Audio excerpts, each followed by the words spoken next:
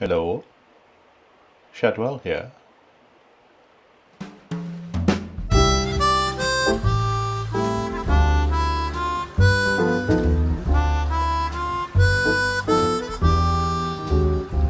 Welcome back to the homestead. As you can see, I'm in the shed and there's been a bit of a change. Following the last video, quite a few of you suggested I just move the table from one end of the shed to the other. And that's what I've done. And look at all this space I've got. Hey. Right, I have brought some milk. So I'm going to make the first cup of tea in the shed. Gave this a good clean in the house. What I should really do is get a small one. And then I won't have to boil up as much in the future.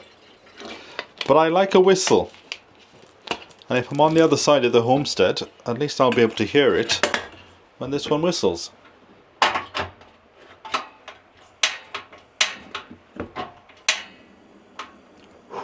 There you go. Don't worry about ventilation. There's enough cracks in this shed. It is a weird day today. We've had rain. Then it stops, and then it's drizzle, and we've got drizzle now. But I've come down and I've brought my book with me because I want to go out and measure. I put a poll on this channel and on my socials posing the question that I haven't got enough money to do the greenhouse and the pantry under the stairs. And what should I focus on first? Now the pantry under the stairs would only take a day or two to do, and it would be quite cheap. The greenhouse I think is probably a week's project, and there's an awful lot of planning to go in and buying in the materials. But you all said concentrate on doing the greenhouse first and then do the pantry during the winter, and I'm inclined to think that is correct as well. So I'm down today to measure where the greenhouse is going and to try and decide whether I'm going all the way back to the corrugated iron or whether I'm going to do a small one. While I've been sat here looking out the window, I've also come up with another idea of putting two posts, one each side of the shed. Up on top, put some of that trellis, so I can run a clematis up there. And then also a picket fence at the bottom, but I can put a cover on, so a bit like an open porch. Then I'll be able to put my plants there, sit out there, and not be in full sunshine. So that's another idea, but I'm thinking let us concentrate on the shed first, on the greenhouse first. But first of all, let's concentrate on a cup of tea. That was quick, wasn't it?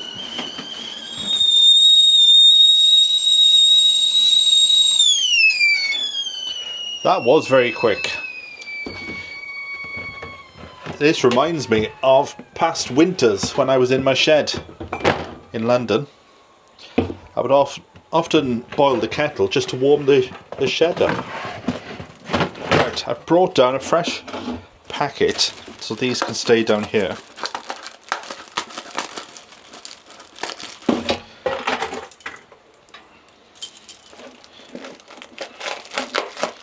There you go.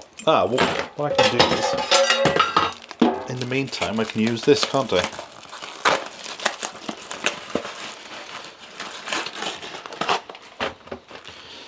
So we'll have a cup of tea there. Get a bit of water on there. Let's hope I put enough water in, because that did boil rather quickly. Yeah, there's enough water.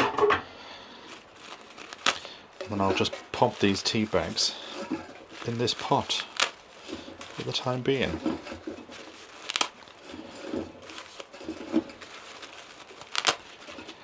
Whoop. Nearly ended up with 2 then.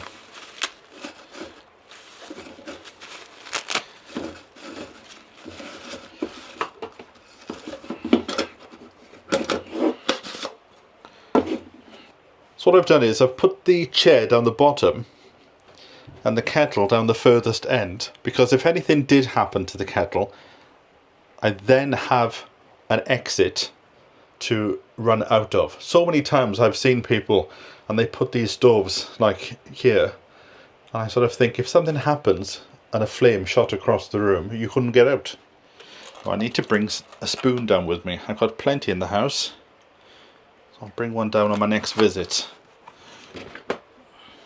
For the time being, I'll just use this thing.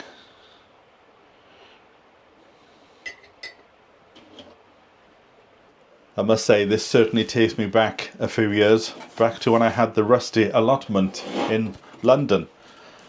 I would spend loads of time sat in the shed having cups of tea and having chat stew. Is there anybody here still from the rusty days? Because like everything else, people change, we lose contact. I don't speak to anybody now from the rusty plot. We've all moved on, and that is how it should be.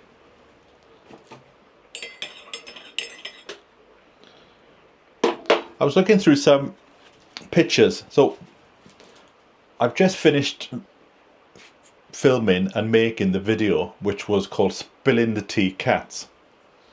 So I was looking through some old pictures to find video and pictures of Amber and Topsy, and I found these pictures of a ginger cat, but it was in my birth house, my childhood house, and I couldn't remember what the name of this ginger cat was. All I seem to remember was it came to us via one of my friends, who the owner had died in Cardiff, and we ended up having the cat. And when I looked at the information on the file, apparently the cat was called Topsy. That's another thing I need to do, is get a bowl, well, a sort of sink, a sink affair, so I can wash my cups. Oh, this is quite warm. So, in between the showers, I'm going to try and get out there, because I think it'll be simple. Where's my pad and pen? I haven't built a greenhouse before, but I'm thinking of, because I've been told the most expensive part of doing this greenhouse will be the polycarbonate. So I'm going to get that, because from my understanding it will keep the greenhouse warmer, because there is an airlock in between the 2 tiny bits of plastic. That is the most expensive part, because I remember when Rick Van Man did his greenhouse, he said that was the expensive bit then, and that was quite a few years ago. So what I'm thinking of is, rather than having the polycarbonate from the top to the bottom, I might do something similar to what they've done here and what they used to do in the Victorian greenhouses, which is to build a brick wall up to about that height, so whatever that is, build a brick wall up to there and then the glass on top to try and save a bit of cash. Now, because I don't know how to build a brick wall, what I thought was the bottom half could be exactly the same as this. In fact, it could be tongue and groove, because I do prefer tongue and groove as opposed to feather edge. I find feather edge, however well you look after it, after a few years it does start to curl up. So we'll have tongue and groove at the bottom, and then on top we'll have this polycarbonate, and polycarbonate for the roof. And to make it easier, I think the roof is going to be, what's that word? Pent. We'll have a pent roof on it rather than an apex. We'll have a pent roof, and then we can collect all the water. But what I need to decide is, am I going to go all the way up to the corrugated iron and use that as part of the wall? And if I do that, the corrugated iron is going to be a bit like that. So how do I then fill in the gaps? I seem to think Rick bought some foam. He bought some foam that was already in the shape. I'll have to go back and have a look. And if I can find Rick's video, I'll put a link to it in the description below so you can go off and have a peruse of it yourself. Right, that is far too hot. I'm going to wait for that to cool down. So let's pop outside and see if the rain stopped.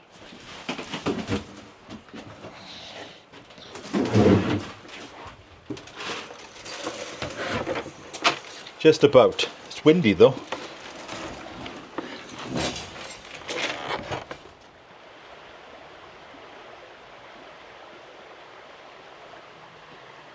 Just a quick update on my leeks. They seem to be doing well. I think I'll get quite a good harvest from them during the winter. Now this bit is slightly lower than everything else. So I'm thinking whoever had this before might have done what I'm going to do. But the path is all over the place, so I need to dismantle it. So this is what I can't decide. Do I keep it as big as what was here before? So it would end here. This is the step up. And then have water butts to collect the water.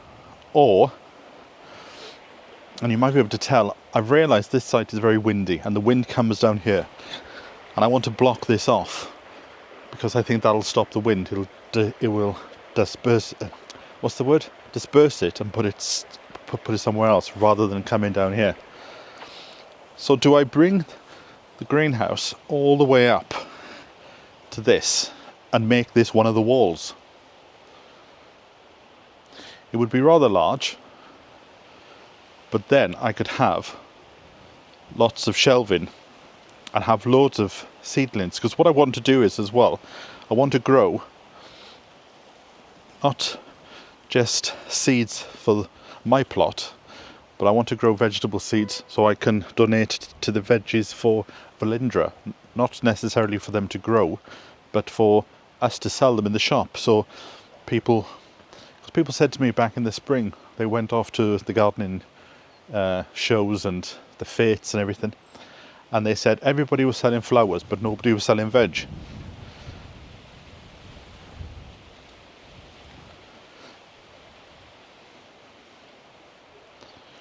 So obviously I'd keep the height. I wouldn't bother to dig all this out, so there'd be two heights. One for the top part, maybe down here.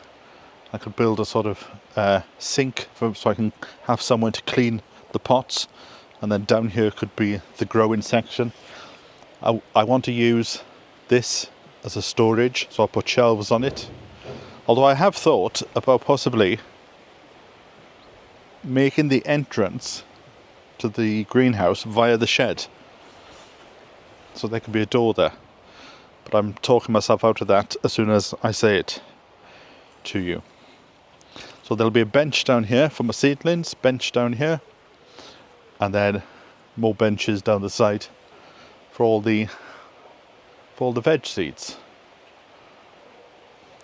So I'm thinking, is there, and this is why I'm doing this video, because I know you'll be gagging to help me, is there a width, a desired width for the upright posts? So say the door is going to go here. Do you need an upright post every 4 foot? Because I'm thinking if it's every 6 foot, that's a large piece of plastic to blow in the wind slightly. But if it's, I don't know, I'm just having a guess now.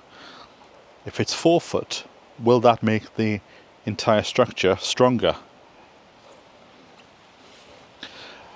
But if I go all the way up there, will that be so big for the roof that I'll have to have one of these annoying centre posts to try and keep the whole thing up? Or I could brace it like that, couldn't I?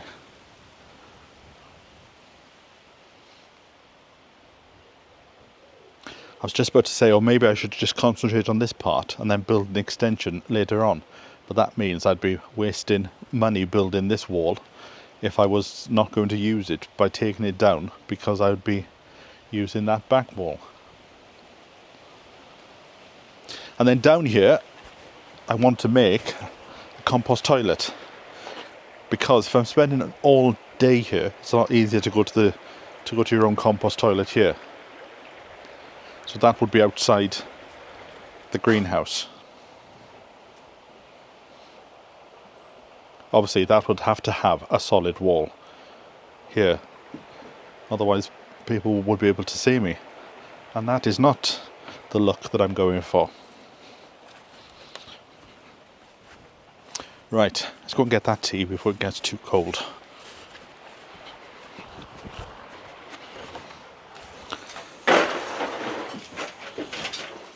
So if I spend the majority of August getting the greenhouse ready, then my thinking is then I could start using it in September, and I could start my seedlings. So I could do some onions in pots. In fact, there's a thought now. What I could do is, I've always wanted one of these. I only had one for a few months when I was on the London plot. A bed border. So a border in the greenhouse where I can plant stuff directly. Because it's not going to be what they would class as a warm or a hot greenhouse. It's going to be called a cold greenhouse, which just means it will be whatever the weather outside. Inside is just a tiny bit warmer, but I'm not going to be putting heat in it. Not at the moment, anyway. Let's build the thing first. I was thinking again about, you see these camping wood burning stoves. I was thinking about putting one in this shed somewhere, but I think this shed is too small. I remember somebody had one once, and I can't remember who. Somebody had one and they put it in their shed, and they said it was so hot within seconds they had to leave the door open all the time.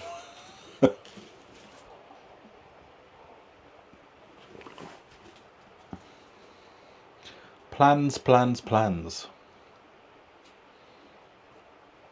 Because my other thought was, rather than having a compost toilet there, find somewhere else on the land to put that.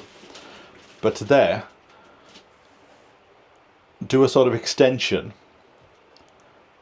and put a table and base it on Dylan Thomas's writing hut.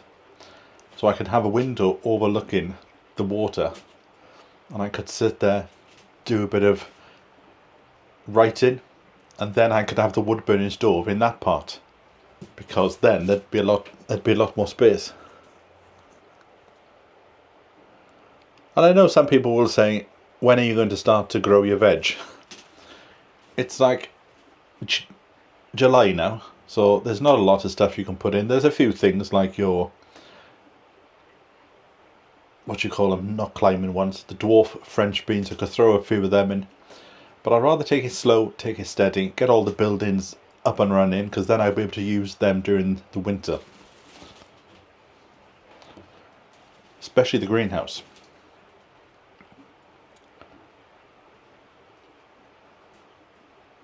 So that's what I'm going to do, I think. I'm going to plan this out tonight on a piece of paper. But I need to find out this thing. Is there a desired width to put a post? So I don't want to build it and one gust of wind and the whole thing just falls down. As you would have seen if you've been here for a while, when I build things I tend to over engineer them. Like that bench that I built. There was no way. The shed could have fallen down, but the bench would have still been there. So I want to do a good job. It's when you spend a bit of money, you want to know that you're doing it correctly and that you aren't going to waste your time, and more importantly, the cash.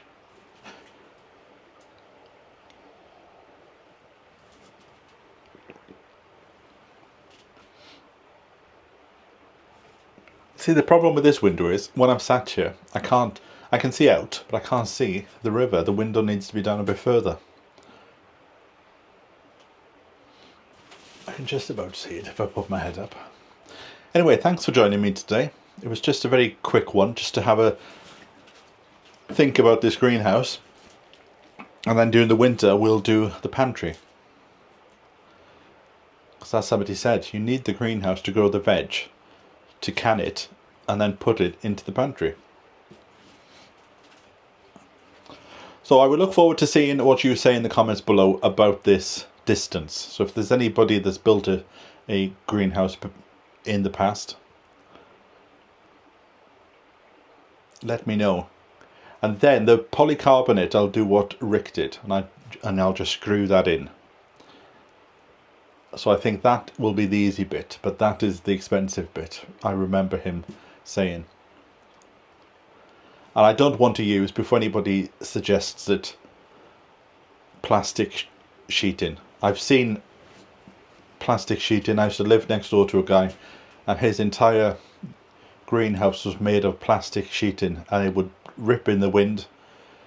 And then when he got to an age where he couldn't do the plot, the whole thing just looked ugly and disgusting.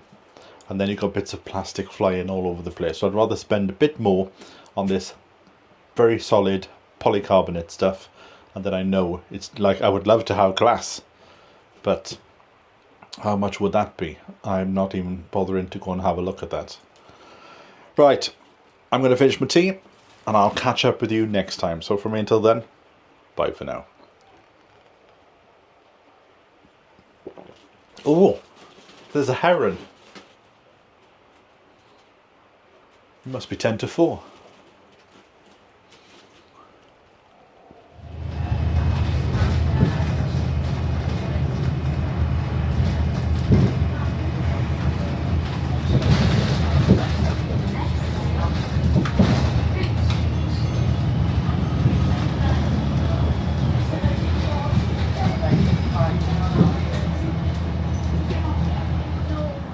Very quiet Trochee today.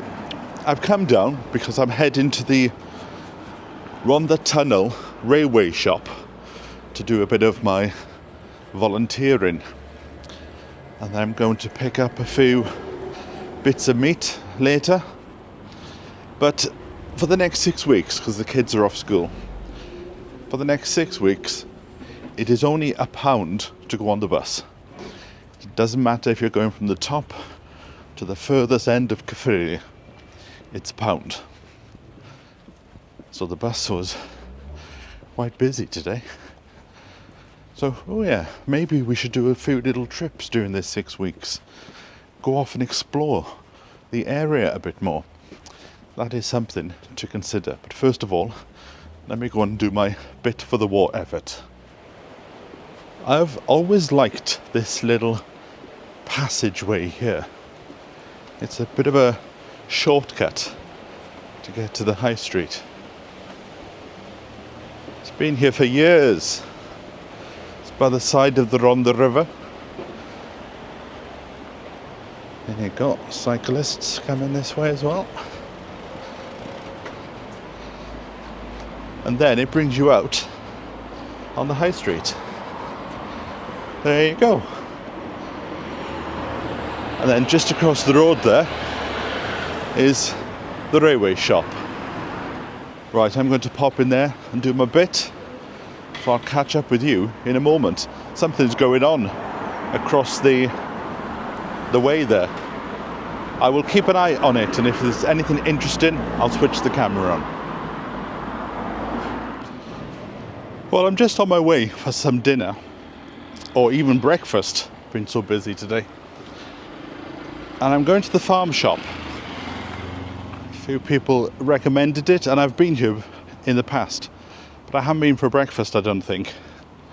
But it was great to bump into Millie in the high street, who is in the valley checking out the haunts, and then she's heading off to the Royal Welsh show in a few days, which I used to work at many years ago when I worked for the Welsh News channel. Right, let's have a look at the farm shop. We're heading to the farm shop for a taste of country fun. Eggs and bacon sizzle, fresh from the morning dew. This organic breakfast made just for me and you.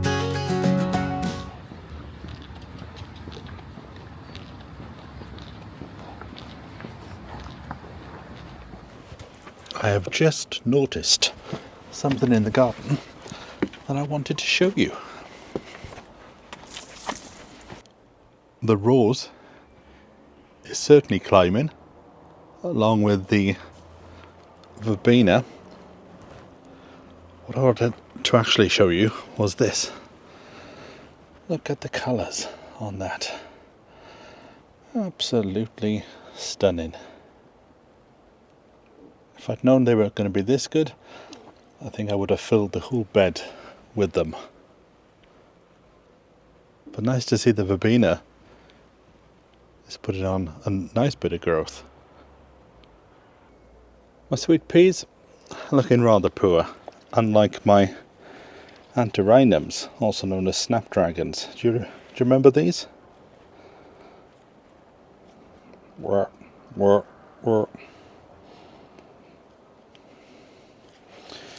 Beautiful to see, and also the tiniest rose you ever did see. There's a mallow there, and I've just noticed in amongst the grass there are some alpine strawberries. Oh, beautiful. You know, it's such a lovely evening. I think I'm going to take a walk down to the homestead. Are you coming?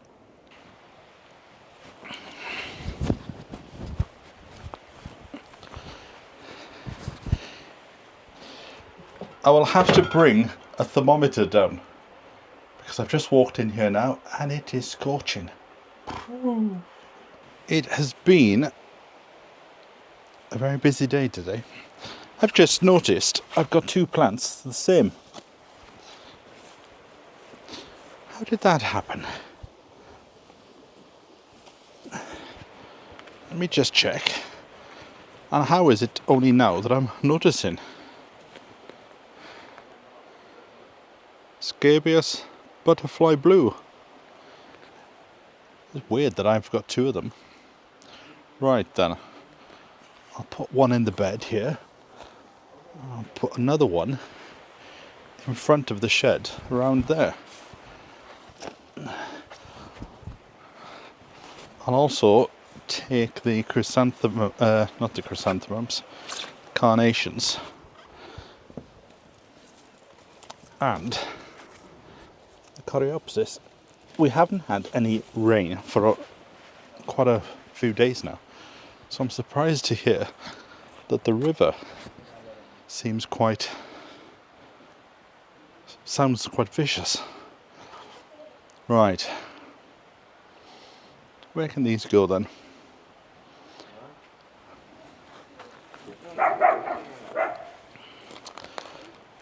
Maybe one goes there. See, this is what I like to do. Pop them in, step back. Listen to the dogs barking. Put that one there, so I can see the carnations when I'm sat down. I can't believe I got two of them.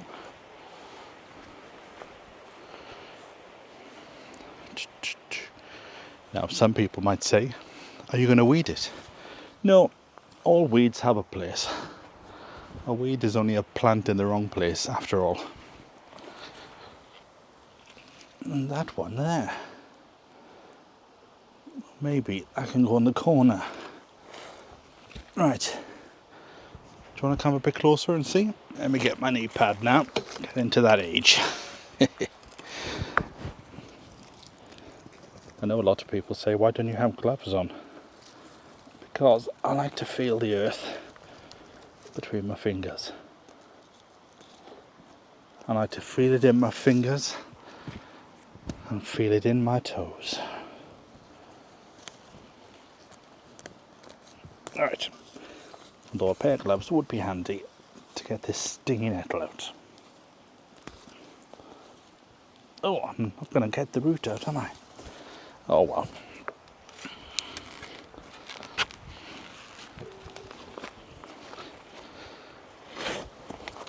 Look at the soil here.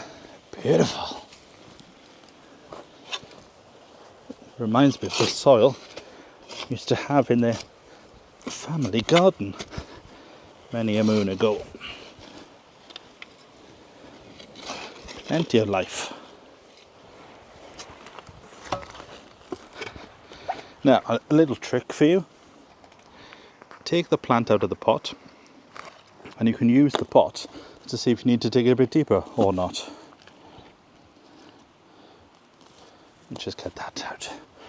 So there you go, that'll do me. Pop that in, pop a bit of soil around the edge, give it a thorough good watering, and he will be happy.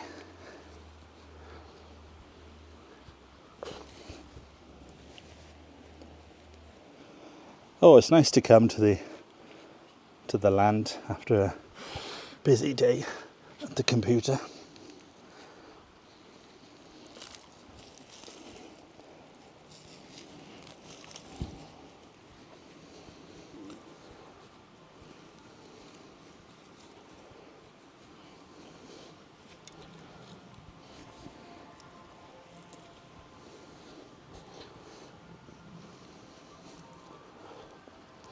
How can you hear an ice cream van? The ice cream van in this area is what I call a healthy ice cream van, because by the time you get to it, he's gone.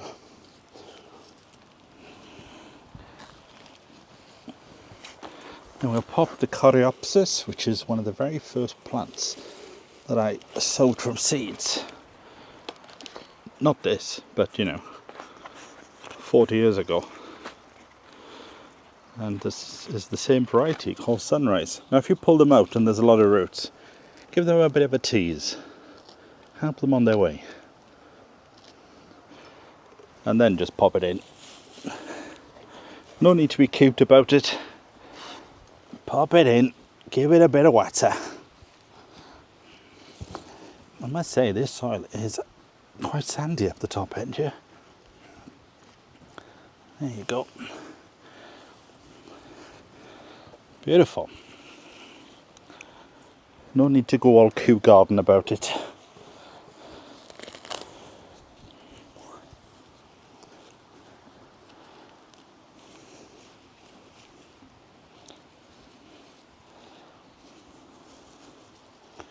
I was hoping for a cup of tea down here today, but that milk that I left before has gone rancid. So I'll have to get some powdered milk like they did during the war.